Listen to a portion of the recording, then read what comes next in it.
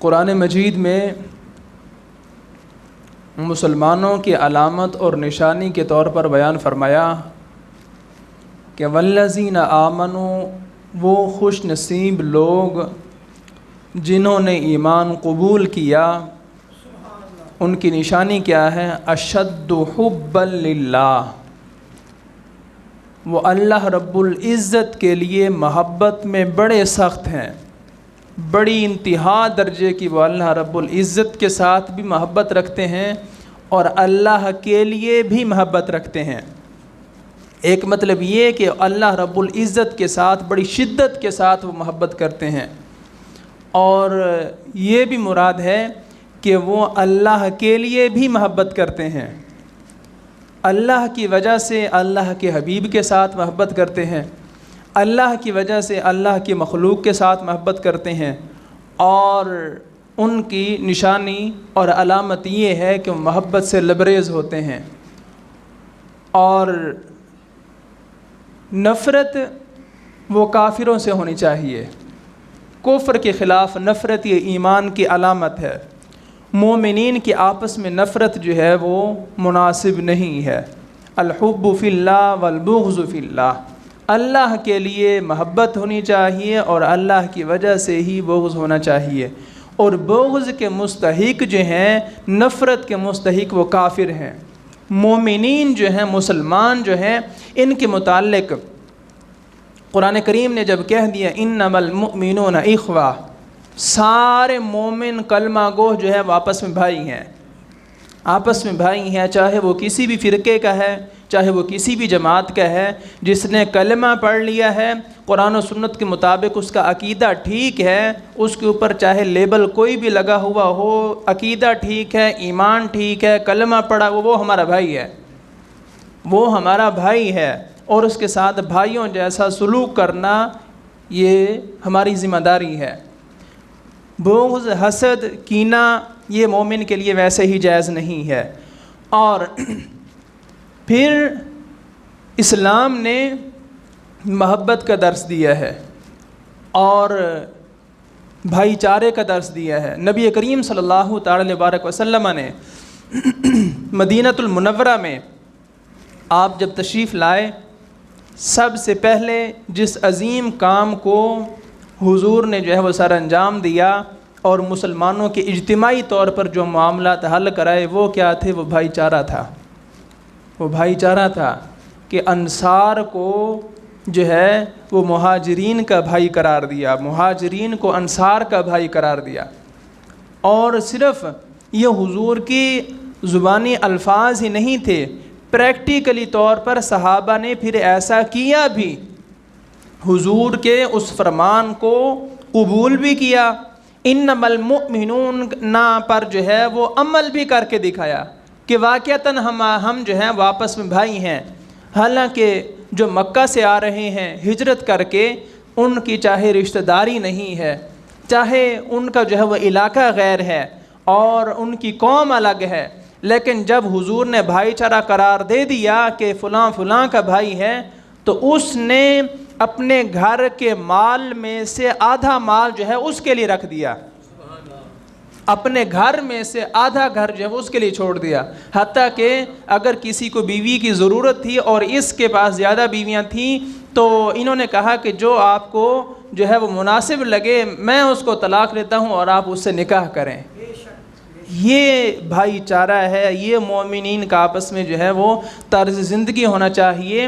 اور خصوصی طور پر ہمیں جو ہے نبی کریم صلی اللہ تعالی وبارک وسلم کو بھی جو حکم ہے وہ یہی ہے، یا ایھا الرسول بلغ ما انزل الیک من ربک، اے رسول مکرم صلی اللہ تعالی وبارک وسلم، آپ کو یہ اللہ کی طرف سے حکم ہے کیا؟ بلغ، آپ تبلیغ کریں۔ کس چیز کی؟ ما انزل الیک من ربک، جو آپ کی طرف آپ کے رب نے نازل فرمایا ہے، آپ اس کو لوگوں تک پہنچا دیجئے۔ اور یہی حضور کی ذمہ داری ہے۔ حضور امام الانبیاء ہیں، حضور سید المرسلین ہیں، اور کائنات میں افضل ترین شخصیت ہیں۔ حضور کو بھیجنے کا مقصد ہی یہ ہے تاکہ لوگ مسلمان ہوں۔ حضور کو بھیجنے کا مقصد ہی یہ ہے کہ بت پرستی سے جو ہے وہ لوگ باز آ جائیں، کفر سے جو ہے وہ باز آ جائیں۔ لیکن حضور کو صرف تبلیغ کا حکم ہے، آپ نے پیغام پہنچا دینا ہے۔ اور لا اکراہ فی الدین، دین میں آپ کسی کو زبردستی جو ہے وہ داخل نہیں کر سکتے، کسی کو مجبور نہیں کر سکتے کہ تم کلمہ پڑھو، کسی کو مجبور نہیں کر سکتے کہ تم اسلام قبول کرو۔ آج کے بھی جو کافر ہیں ان کے لیے بھی یہی حکم ہے، انہیں تبلیغ کریں، انہیں واعظ و نصیحت کریں، انہیں اسلام کی حقانیت بتائیں اور انہیں کلمے کی دعوت دیں۔ اگر وہ آپ کے دعوت کو قبول کر لیتے ہیں تو وہ آپ کے بھائی ہیں، اور اگر وہ آپ کی دعوت کو قبول نہیں کرتے اور مسلمانوں کی اسلامی حکومت قائم ہے، پھر انہیں کہا جائے گا کہ تم جو ہے وہ جزیہ دو، تم جزیہ دو، جزیہ دے کر تم جو ہے وہ کفر پر اپنا جو ہے وہ قائم رہو۔ جب تمہارا دل چاہے تم کلمہ پڑھ لینا، جزیہ معاف ہو جائے گا اور تم ہمارے بھائی ہو جاؤ گے۔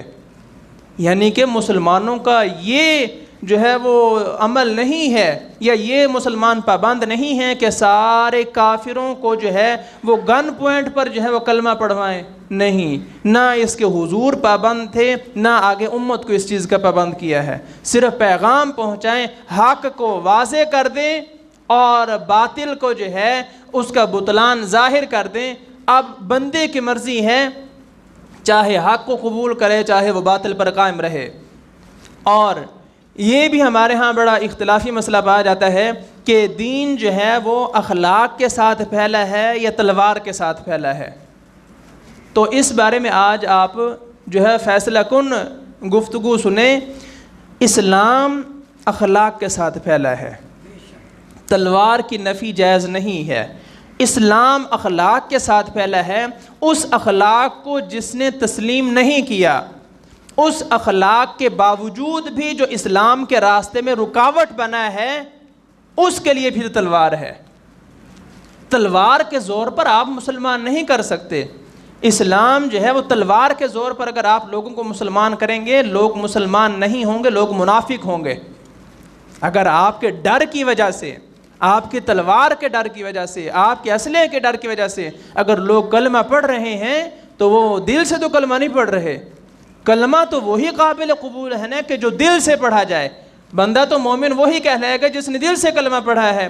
اور اگر وہ بندہ آپ کے خوف کی وجہ سے، آپ کے ڈر کی وجہ سے وہ جو ہے وہ نیکی کرتا ہے، وہ اسلام قبول کرتا ہے، نہ وہ نیکی ہے، نہ وہ اسلام ہے، وہ مسلمان نہیں ہے، وہ منافق کے اندر اس نے کفر چھپا رکھا ہے اور زبان سے آپ کے ڈر کی وجہ سے جو ہے وہ نیکی کر رہا ہے، یہ نیکی نہیں ہے۔ میں نے کئی دفعہ پہلے بھی عرض کیا کہ آپ عبادت کریں صرف اور صرف اللہ کی رضا کی خاطر۔ عبادت وہی قابل قبول ہے، نیکی وہی نیکی ہے جو صرف اللہ کی رضا کے لیے ہے۔ میں نے کئی دفعہ کہا، لوگوں کے دکھلاوے کی وجہ سے، لوگوں کے خوف کی وجہ سے، لوگوں کے ڈر کی وجہ سے اگر آپ کوئی نیکی کرتے ہیں تو وہ کوئی نیکی نہیں ہے۔ کئی دفعہ میں نے کہا ہے، ہمارے ہاں یہ مسئلہ ہے کہ جناب اگر ہم نے کلخانی نہ کی تو لوگ کیا کہیں گے، ہم نے 40واں نہ کیا تو لوگ کیا کہیں گے۔ جو کام لوگوں کی باتوں کی وجہ سے، لوگوں کے عمل کی وجہ سے، ان کے ریاکشن سے بچنے کی وجہ سے آپ کر رہے ہیں، وہ نیکی نہیں ہے، وہ قابل قبول نہیں ہے۔ چاہے آپ جو ہے وہ 1000 دیگیں پکا لیں، آپ جو ہے وہ ہزاروں روپے صدقات و خیرات کر دیں، اگر اس میں اللہ کی رضا نہیں ہے، وہ نیکی کوئی نیکی نہیں ہے۔ تو اس لیے نیکی کریں صرف اللہ کی رضا کے لیے۔ دوسرے بندے کو آپ جو ہے وہ صرف تبلیغ کر سکتے ہیں، مجبور نہیں کر سکتے۔ میں نے آج مجھے تقریباً 5 سال ہو گئے ہیں یہاں آئے ہوئے، آج تک میں نے کسی کو مجبور نہیں کیا۔ میرا کام ہے بتا دینا، واضح کر دینا، باقی ہدایت دینا اللہ تعالیٰ کا کام ہے۔ میری جو ذمہ داری ہے وہ یہ ہے کہ میں حق کو ظاہر کر دوں، حق کو بتا دوں کہ یہ قرآن و سنت کے سامنے جو ہے یہ بات حق ہے، قرآن و سنت سے ثابت ہے۔ باقی اس کو اگر کوئی قبول کر لے گا وہ اپنا فائدہ کر رہا ہے، اور اگر اس کو سمجھنے کے باوجود بھی کوئی قبول نہیں کرتا تو میں اس چیز کا پابند نہیں ہوں۔ کہ میں جناب لوگوں کو اس چیز پر کاربند کروں، اس پر پابند کروں۔ قرآن کریم میں آپ درس قرآن میں کئی مقامات پر سن چکے ہیں، اللہ رب العزت نے حضور کو تسلی دی ہے۔ حضور کافروں کے کفر کی وجہ سے پریشان رہتے کہ یار کتنے بدبخت ہیں کہ میں ان کو اسلام کی دعوت دیتا ہوں، معجزات بھی دکھاتا ہوں، اخلاق بھی اتنا اچھا ہے، سمجھانے کا اتنا پیارا انداز ہے، لیکن اس کے باوجود کافر اپنے کفر پر قائم ہیں۔ تو حضور سے کیا فرمایا گیا کہ آپ ان کافروں کی وجہ سے کیوں پریشان ہیں؟ آپ اپنے جان پر کھیل جائیں گے ان کافروں کی وجہ سے؟ نہیں، آپ سے ان کافروں کے متعلق قیامت کے دن سوال نہیں کیا جائے گا۔ آپ سے یہ نہیں پوچھا جائے گا کہ آپ جو ہیں وہ دنیا میں گئے تھے، آپ رحمت للعالمین تھے، آپ جو ہے وہ امام المرسلین تھے، لیکن اس کے باوجود لوگ کافر کیوں رہے؟ آپ سے یہ سوال نہیں کیا جائے گا۔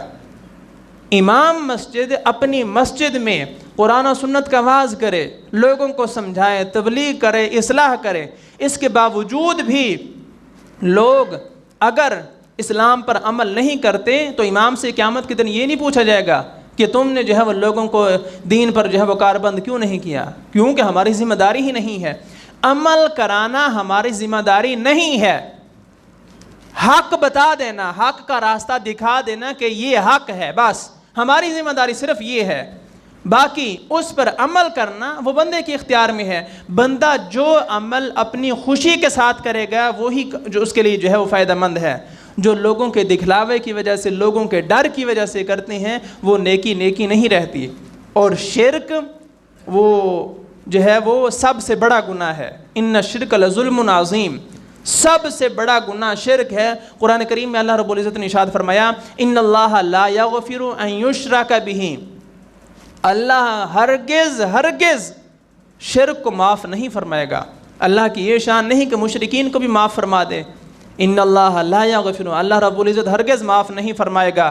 کس بات کو؟ ان یشرک بہ، اس کے ساتھ شرک ٹھہرایا جائے، اس کو اللہ ہرگز نہیں معاف فرمائے گا۔ ویغفر ما دون ذلک لمن یشاء، ہاں جو شرک سے کم گناہ ہیں، نچلے درجے کے ہیں، ان میں سے اللہ رب العزت جس کے لیے جتنے چاہے گا معاف فرما دے گا۔ تو ریاکاری، دکھلاوا، یہ جو ہے یہ شرک اصغر اس کو کہا گیا ہے۔ شرک اصغر ہے کہ یہ وہ شرک اکبر، اللہ کے ساتھ برابر شریک ٹھہرانا، کسی کو دکھلاوا اور لوگوں کو راضی کرنے کی کوشش کرنا، اس کو شرک اصغر کہا گیا ہے۔ کیوں؟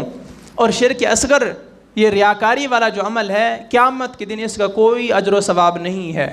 کیوں؟ اللہ رب العزت ارشاد فرمائے گا کہ تو نے جو نیکی کی تھی دنیا میں وہ تو لوگوں کے واہ واہ کی وجہ سے کی تھی، لوگوں کے بلے بلے کی وجہ سے کی تھی، تاکہ لوگ میری تعریف کریں، میں بڑا نمازی ہوں، میں بڑا جناب پرہیزگار ہوں، اور میں جو ہے وہ بڑا قاری ہوں، میں بڑا جناب متقی ہوں۔ اگر تم نے نیکی اس وجہ سے کی ہے تاکہ لوگ مجھے اچھا سمجھیں، تو لوگوں نے تو تجھے اچھا سمجھ لیا، لوگوں نے تو تمہاری تعریف کر لی، لیکن تو نے وہ نیکی وہ عبادت میرے لیے تو نہیں کی تھی۔ جب تو نے وہ نیکی وہ عبادت میرے لیے نہیں کی تو مجھ سے تمہارے لیے جو ہے وہ کوئی جزا اور بدلہ میں تمہیں نہیں دے سکتا۔ میں نے تمہیں جو ہے وہ کوئی بدلہ اور جزا نہیں دینے، کیوں کہ تم اس بدلے اور جزا کے مستحق ہی نہیں ہو۔ تم نے اپنا بدلہ اور جزا لوگوں سے لے لیا، کیونکہ تمہاری نیت اور مقصود یہ تھا کہ لوگ مجھے اچھا سمجھیں، اور لوگوں نے تمہیں اچھا بھی سمجھ لیا، لوگوں نے تمہاری واہ واہ بھی کر دی۔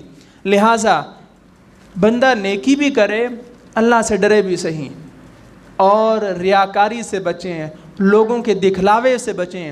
لوگوں سے جو ہے وہ ڈر کر نیکی کرنے کا کوئی فائدہ نہیں ہے۔ نیکی وہ کریں کہ جو صرف اور صرف اللہ کی رضا کی خاطر ہونی چاہیے۔ باقی آپ اخلاق حسنہ کے ذریعے، آپ جو ہے وہ قرآن و سنت کے ذریعے، آپ واعظ و نصیحت کے ذریعے آپ تبلیغ کریں، لوگوں کو دعوت دیں۔ آپ یہ نہ کہیں کہ جناب تو نماز نہیں پڑھتا، دکان پر بیٹھا ہوا ہے، تاش کھیل رہا ہے اور ہوٹل پر بیٹھا ہوا ہے، اور تمہیں شرم نہیں آتی، تم نماز کے لیے نہیں آ رہے، میں 5 ٹائم مسجد میں چکر لگا رہا ہوں۔ اگر یہ سٹائل ہوگا کوئی بھی آپ کے ساتھ چلنے کے لیے تیار نہیں ہوگا۔ نماز کے لیے خود آئیں، انہیں کہیں بھی نماز اللہ نے فرض کی ہے، نماز مسلمانوں کے لیے معراج ہے، نماز میں اللہ رب العزت نے ہماری خیر اور بھلائی رکھی ہے۔ آپ نماز کے لیے تشریف لائیں، اللہ آپ کی مشکلات کو آسان فرمائے گا، اور اللہ جو ہے وہ آپ کی مصیبتوں کو دور کرے گا۔ اللہ جس بندے کے دل میں نماز کے لیے جو ہے وہ عصر پیدا فرمائے گا، وہی بندہ چل کر آپ کے ساتھ نماز کے لیے آئے گا، باقی آپ کسی کو پابند نہیں کر سکتے۔ نبی کریم صلی اللہ تعالی بارک وسلم جو ہے وہ لوگوں کو اعمال پر پابند کرنے کے جو ہے مکلف نہیں تھے، آپ اور میں کون ہو سکتے ہیں؟ تو اس لیے نیکی صرف اور صرف اللہ کی رضا کی وجہ سے کی جائے، باقی اعمال خیر کو اختیار کیا جائے، گناہوں پر دلیر نہ ہوا جائے۔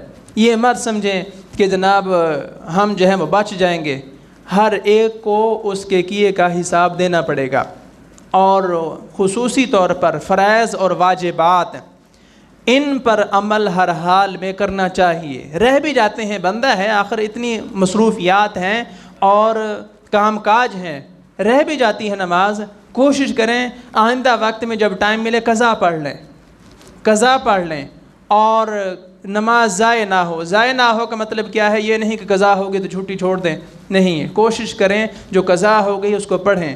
اسی طرح حضور کی سنتیں ہیں، ان کو اختیار کریں، سنت کو اختیار کریں۔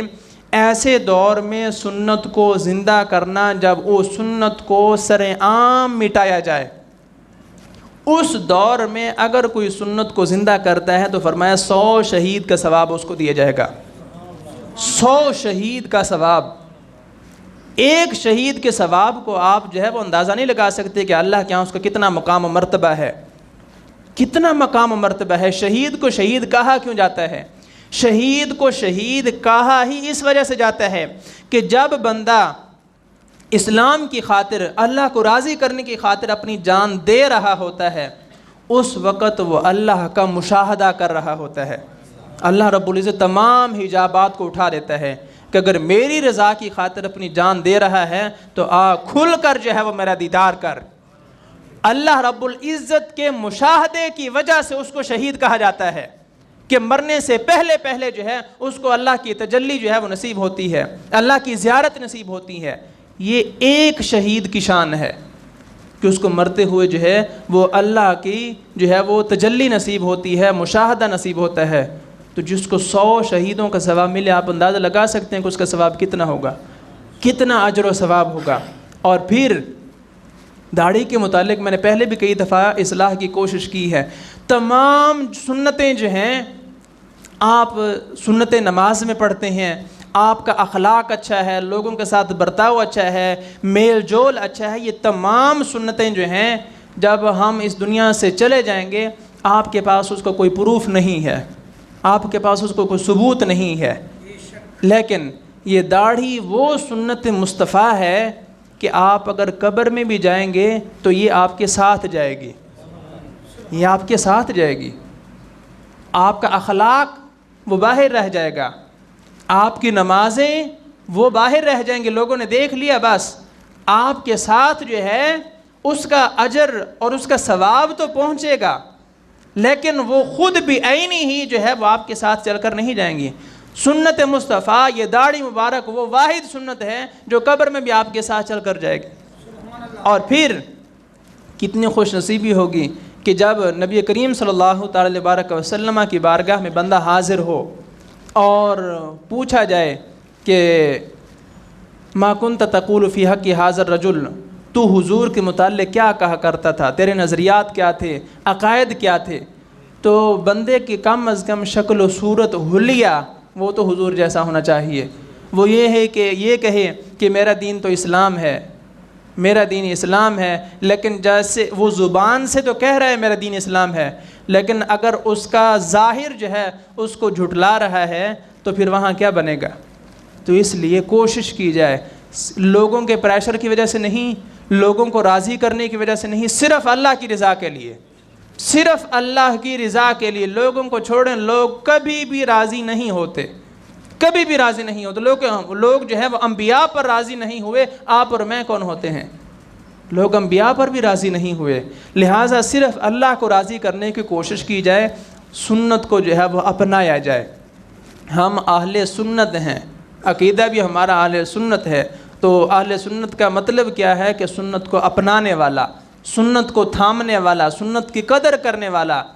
اور اس وجہ سے یہ آرزو ہے، یہ تمنا ہے کہ اللہ کرے سارے جو ہے وہ سنت پر عمل کرنا شروع کر دیں، اور کوشش کریں یہ داڑھی وہ سنت مبارکہ ہے کہ یہ آپ کے پاس یوں سمجھیں ثبوت ہے، آپ کا عملی ثبوت ہے کہ یا رسول اللہ میں نے جو ہے وہ اپنا حلیہ، اپنی شکل و صورت جو ہے وہ تو آپ کی سنت میں ڈھالنے کی کوشش کی ہے۔ بعض اوقات آپ جانتے ہیں کہ بندہ اس سنت کی وجہ سے، اس نقل کی وجہ سے بھی بچ جاتا ہے۔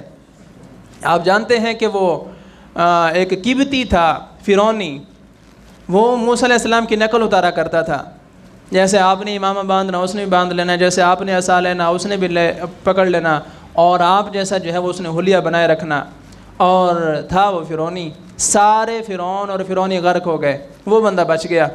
اللہ رب العزت کی بارگاہ میں دعا کی، یا اللہ یہ کیا ماجرا ہے، یہی تو سارا دن میری نقل اتارتا تھا، میری طرح جو ہے وہ چلتا، میری طرح بولتا، میری طرح جو ہے وہ سر پر جو ہے وہ دستار رکھتا، میری طرح جو ہے وہ ہاتھ میں چھڑی رکھتا، لیکن یہ پھر بھی بچ گیا ہے۔ فرمایا کہ اسی نقل کی وجہ سے تو بچا لیا ہے۔ ہمیں تمہاری نقل ہی اتنی پسند ہے کہ ہم نے تمہاری اس نقل کی وجہ سے اس کی بھی جان بخشی کر دی ہے۔ موسیٰ علیہ السلام کی سنت پر عمل کرنے، یعنی کہ وہ سنت کا عقیدہ تو نہیں تھا اس کا، وہ تو قبطی تھا، فرعونی تھا، لیکن صرف نقل تو کر رہا تھا نا۔ لیکن ہم جو داڑھی رکھتے ہیں ہم تو حضور کی سنت سمجھ کر رکھتے ہیں، ہم تو حضور کی سنت سمجھ کر رکھتے ہیں نا، کہ تاکہ حضور ہم سے راضی ہوں، حضور راضی ہوں گے تو اللہ راضی ہوگا۔ تو اس سنت کو اپنانا، میں یہ سمجھتا ہوں کہ آج کے دور میں، جس دور میں جو ہے وہ داڑھیوں کا ڈیزائن بنایا جائے، فیشن بنایا جائے، اور طرح طرح کے سٹائل میں جو ہے ان کو تراشا جائے، ان کو مونڈا جائے، اس دور میں اگر کوئی سنت کو زندہ کرتا ہے تو وہ 100 شہیدوں کا ثواب کا مستحق ہے، اور اللہ کی رحمت کے خزانے میں کوئی کمی نہیں ہے۔ حدیث پاک میں آتا ہے کہ تم عمل کرتے کرتے کرتے کرتے جو ہے وہ تھک جاؤ گے، اللہ اجر دیتے ہوئے تمہیں نہیں تھکے گا، اللہ اجر دیتے ہوئے تمہیں نہیں تھکے گا۔ اور اللہ کی رحمت جو ہے وہ صرف بہانے ڈھونڈتی ہے، حقیقت بات ہے۔ وہ اگر جو ہے وہ تارنے پہ آئے تو جناب فاحشہ عورت ہے، ساری زندگی فحاشی میں گزری ہے، لیکن صرف ایک کتے کے بچے کو جو ہے جو پیاسا بلک رہا تھا اس کو پانی پلایا، اللہ نے اس کو بھی بخش دیا ہے۔ ایک کتے کے بچے کو پانی پلانے پر جو معاف فرما سکتا ہے، وہ حضور کی سنت کو زندہ کرنے پر معاف نہیں فرما سکتا۔ اور اگر وہ کسی کو ڈبونے پر آوے تو بلم بن باورا کی ساری زندگی عبادت، ساری زندگی جو ہے وہ پارسائی تقوی، لیکن مقبول نہیں ہوا، آخرکار جو ہے وہ گمراہ ہو کر مرا۔ تو اس لیے نیکی کریں تب بھی اللہ سے ڈریں، گناہ کے بعد تو فوراً ڈرنا ہی چاہیے، اور کوشش کی جائے کہ گناہ سے فوراً توبہ کر لی جائے۔ جس گناہ سے فوراً توبہ کر لی جائے وہ نامہ اعمال میں درج نہیں ہوتا۔ کوشش کریں گناہوں سے بچیں، لیکن انسان ہے گناہ سرزد ہو ہی جاتا ہے۔ کس گناہ کی اتنی اقسام ہے کہ کوئی نہ کوئی قسم تو جو ہے وہ سرزد ہو ہی جاتی ہے۔ کسی کی خدا نخواستہ غیبت کر لی، کسی کے ساتھ جو ہے وہ خدا نخواستہ فراڈ کر لیا، جھوٹ بول دیا، کسی کی دل آزاری کر لی، کسی کو ناراض کر لیا، یہ گناہ ہیں، یہ گناہ ہیں۔ لیکن ان گناہوں سے کوشش کریں توبہ کریں، اپنے دلوں کو صاف شفاف رکھیں۔ برتن جو صاف ہوتا ہے نور اسی میں داخل ہوتا ہے۔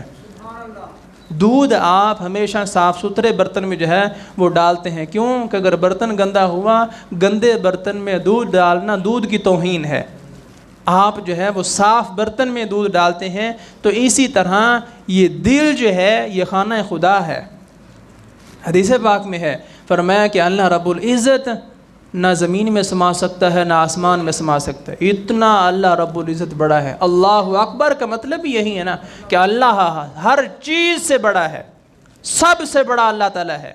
فرمایا کہ نہ وہ آسمان میں سما سکتا ہے نہ زمین میں سما سکتا ہے، ہاں سمانا چاہے تو وہ مومن بندے کے دل میں سما جاتا ہے، اور مومن بندے کے دل میں سما جاتا ہے۔ اور جو خانہ خدا ہے، جو بیت اللہ ہے، جو اللہ کا گھر ہے، وہ صاف ہوگا تو اللہ رب العزت کے انوار و تجلیات کا ظہور جو ہے وہ اس دل پر ہوگا۔ اگر خدا نہ خواستہ اس دل میں بغض ہے، حسد ہے، کینہ ہے، اور لوگوں کی دل آزاری ہے، تو وہ برتن صاف نہیں ہے، زندگی کا کوئی بھروسہ نہیں ہے۔ میں نے پہلے بھی کئی دفعہ کہا، یہ جو واعظ و نصیحت ہوتی ہے یہ سب سے پہلے میرے اپنے لیے ہوتی ہے، پھر آپ کے لیے ہوتی ہے۔ کئی چیزیں ایسی ہیں کہ جو میں آپ کو سمجھا رہا ہوتا ہوں، اور ساتھ ساتھ میری اپنی توجہ بھی ہو رہی ہے کہ یہ تو اس چیز کی تو مجھے بھی ضرورت ہے، یعنی یہ صرف آپ کے لیے نہیں ہے، سب سے پہلے یہ میرے لیے ہے، پھر آپ کے لیے ہے۔ تو اپنے دلوں کو صاف رکھیں، اپنے جو ہے وہ دلوں سے کدورت کو ختم کریں۔ سانس کا ایک لمحہ بھی بھروسہ نہیں ہے، ایک لمحہ بھی بھروسہ نہیں ہے۔ آپ تسلی دے سکتے ہیں کہ ہم شام تک زندہ رہیں گے، کسی کے پاس کوئی گارنٹی نہیں ہے، کوئی گارنٹی نہیں ہے۔ تو اس لیے اپنے دلوں کو صاف رکھیں۔ یہ آئینہ جب چمکدار ہوگا پھر جو ہے وہ نگاہ حق نصیب ہوگی، اور اگر آئینہ دھندلا ہو، آپ کو اپنی شکل دکھائی نہیں دیتی، تو وہاں انوار و تجلیات کا ظہور کیسے ہوگا؟ اپنے دلوں کو صاف رکھیں، بغض سے بچیں، حسد سے بچیں، کینے سے بچیں، اور سب سے بڑھ کر تکبر اور ریاکاری، یہ جتنے بھی گناہ ہیں، کسی کو حقیر سمجھنا، کسی کو ذلیل سمجھنا، کسی کو جو ہے وہ تذلیل کرنا، یہ سارے گناہ ہیں۔ اور میں ویسے ایک چیز کی وضاحت بھی کر دوں، مجھے ایک معزز نوازی نے بتایا کہ آپ جو ہے وہ اردو بولتے بولتے آپ سرائکی میں چلے جاتے ہیں اور یہ طنزاً جاتے ہیں۔ میں اعلانیہ بتا رہا ہوں، ہرگز اللہ رب العزت مجھے معاف فرمائے، میری طنز کی جو ہے وہ کبھی دل میں بھی خیال نہیں گزرا۔ میری کیا اوقات ہے یار میں کسی پر طنز کروں، اللہ مجھے معاف فرما دے، اس سے بڑھ کر اور کیا ہے؟ میری اوقات ہی نہیں ہے کہ میں کسی پر طنز کروں، نہ زبان کی حیثیت سے، نہ جناب کسی کی شکل و صورت کی حیثیت سے، نہ قوم کی حیثیت سے، میری اتنی اوقات نہیں ہے۔ میں تو خود جو ہے وہ اپنی بخشش کا طالب ہوں، اگر اللہ نے مجھے معاف فرما دیا تو مجھے تو یہی کافی ہے۔ میری اتنی اوقات نہیں ہے کہ میں کسی پر طنز کروں۔ ہاں یہ ہے کہ اردو بولتے بولتے بعض اوقات میں جو برائی ہمارے معاشرے میں عام پائی جاتی ہے، میں اس کو سرائکی میں بعض اوقات دہرا دیتا ہوں تاکہ تمام لوگ اس کو اچھے طریقے سے سمجھ جائیں۔ اس کو بعض اوقات ایک سے زائد مرتبہ دہرا دیتا ہوں تاکہ لوگ جو ہیں اس برائی سے جو ہے وہ باز آنے کی کوشش کریں۔ تو یہ صرف سمجھانے کا ایک طریقہ ہے، باقی خدا نہ خواستہ طنز کی، کسی کو حقیر سمجھنا، یہ ممبر مصطفیٰ جو ہے، یہ کرسی صرف حضور کے ممبر ہے، اس وجہ سے بیٹھا ہوا ہوں، ورنہ میرے دل میں کبھی بھی کوئی تمنا نہیں ہے کہ معاذ اللہ میں اس پر چڑھ کر بیٹھوں اور آپ نیچے بیٹھیں۔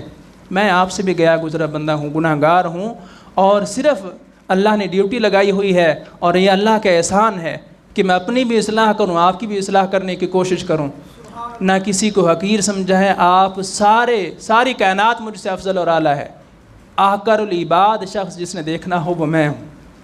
تو اس لیے اپنے دلوں کو صاف رکھیں، زندگی کا کوئی بھروسہ نہیں ہے، اور جو آپ کو سمجھایا جاتا ہے اس کو جو ہے وہ اپنا پرسنلی اٹیک نہ سمجھیں کہ معاذ اللہ مجھ پر جو ہے وہ میری توہین کر دی ہے، مجھے نشانہ بنایا ہے۔ کوئی نشانہ نہیں ہے۔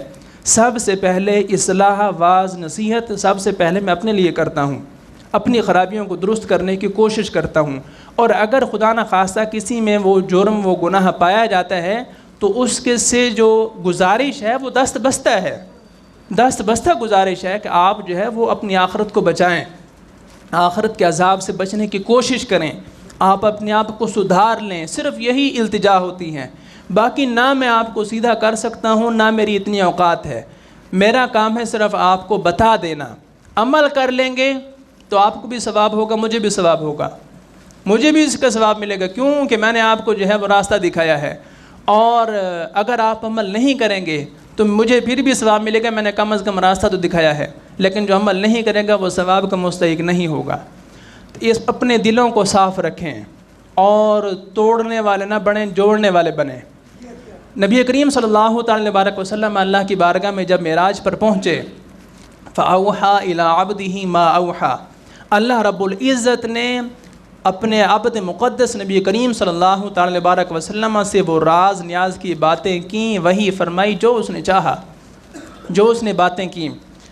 حضرت عائشہ صدیقہ رضی اللہ تعالی عنہا، آپ نے نبی کریم صلی اللہ تعالی وبارک وسلم کو ایک دن بڑا خوش دیکھا، تو عرض کی یا رسول اللہ، اللہ نے جو آپ سے معراج کی رات گفتگو فرمائی تھی ان میں سے کوئی ایک بات بتا دیں، کوئی ایک بات بتا دیں۔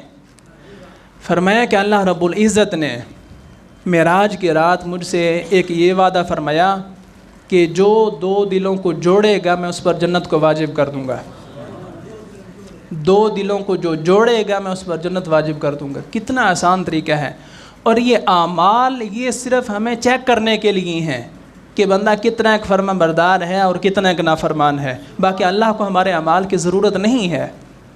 اللہ کو ہرگز ہمارے اعمال کی ضرورت نہیں ہے، یہ صرف ہمیں ایک چیک کرنے کا بہانہ ہے کہ کیا ہم اللہ کی فرما برداری کرتے ہیں یا نہیں۔ معاف جو اس نے فرمانا ہے وہ اپنے فضل سے ہی فرمانا ہے، عبادت کے زور پر اور اپنی تقوی و طہارت کے زور پر کوئی بھی جو ہے وہ معافی کا مستحق نہیں ہے۔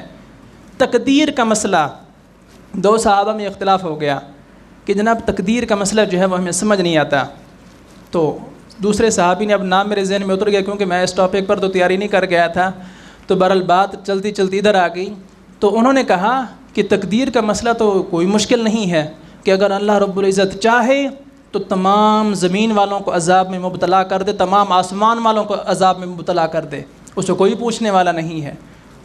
صحابی پریشان ہوئے کہ زمین والوں کو عذاب میں مبتلا کرنا تو سمجھ آتا ہے کہ انہوں نے نافرمانیاں کی، انہوں نے جو ہے وہ گناہ کیے، لیکن آسمان میں تو فرشتے جو ہے وہ مکین ہیں، فرشتوں کو اللہ رب العزت کیسے جو ہے وہ عذاب میں مبتلا کر سکتا ہے؟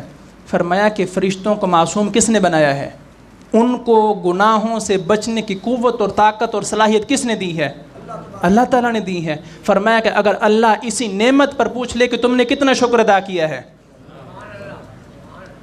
تم نے اس نعمت پر کتنا شکر ادا کیا ہے، نعمت پر شکر آپ ادا نہیں کر سکتے، کیوں کہ نعمتوں کی کوئی انتہا ہی نہیں ہے۔